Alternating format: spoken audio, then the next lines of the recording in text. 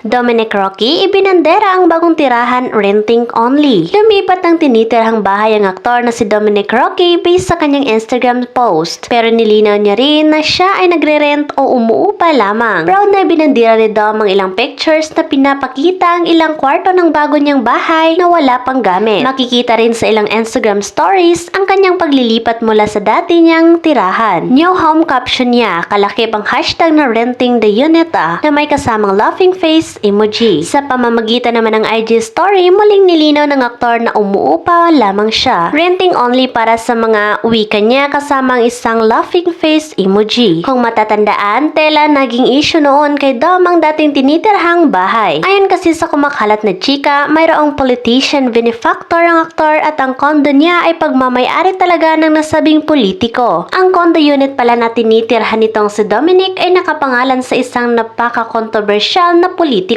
Revelasyon ng batikang kolumnista na si Christy Fermi. Sa ipan niya noon, politiko ang sinabi ko, lalaking politiko. Ngayon kapag trinrace natin kahit doon nakapangalan doon sa politiko yung unit at bakit siya ang boss ni Dominic. Dahil dyan, umaksyon ang legal team ni Dominic at sinampahan si Nanay Christy ng kasong cyber level sa Office of the City Prosecutor ng Pasig City. Samantala, sinabi ng aktor sa dating interview na siya ay nag-move on matapos ang paghihiwalay nila ng dating fiancé na si Bea Alonso. At Dominic ayaw ng dagdagan detalye ng breakup nila ni Bea. Hininga ng reaksyon ng aktor na si Dominic Roque sa naging pasabog ng ex-fiancé niyang si Bea Alonso tungkol sa breakup nilang dalawa. Sumalang kasi kamakailan si Bea sa GMA Integrated News kung saan niya sinasabing hindi raw siya ang nakipaghiwalay kay Dominic. Pero sa isang episode ng Balitang Hali, hindi kinumpirma ni Dominic o maski pinabulaanan ang naging pahayag ni Bea sa nasabing panayam. Wala naman akong ia-add sa ad niya. Sa kasalukuyan, nag-move on na raw si Dominic at pinapanatiling abala ang sarili sa iba't ibang bagay. Matanda na ang Pebrero nang basagin ni na Dominic at Bea ang katahimikan tungkol sa umuugong na balitang hiwalay na silang dalawa sa pamamagitan ng isang social media post. Bago pa man kasi ito ay nauna ng kinumpirma ni Asian's King of Talk Boy Abonda ang breakup ng ex couple sa isang episode ng kanyang programa.